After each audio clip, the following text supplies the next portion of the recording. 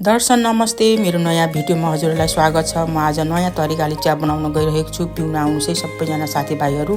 Gas बालेपछि मैले चियाको भाँडा बसालेँ, यसमा चिनी राखेँ। चिनीलाई मजाले भुट्दैछु किनकि म आज भुटेको चिया बनाउँदैछु।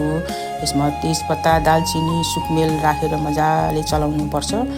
चलाएपछि अनि यसको बास्ना आउन थालेपछि रेडी भएपछि दुध लगाएँ। दुध राखेर मजाले यसलाई चलाएँ किनकि चिसो दुध राखेपछि चास्नीको डल्लो पर्छ, मजाले चलाउनु पर्छ। यसमा थोरै चियापत्ती राखेँ। चियापत्ती म धेरै बेर उमाल्दिनँ, पहिला पनि अघि पनि पछि पनि थोरै उमालेर खान्छु। अनि यो चिया रेडी भयो। कस्तो राम्रो कलर भयो, ल हेर्नुहोस् त कस्तो राम्रो कलर भयो। मलाई चाहिँ ट्रान्सलुसेन्ट ग्लास मनपर्छ दुध भएको चियालाई। मैले छाने, यो ज्वाइँसाको लागि हो, ज्वाइँसाको फेभरेट ग्लास, ज्वाइँसा गुड भन्दै होइसिन्छ। ल है सबैजना चिया खान आउनु होला, चिया पिउन आउनु होला, खाना भने। धन्यवाद।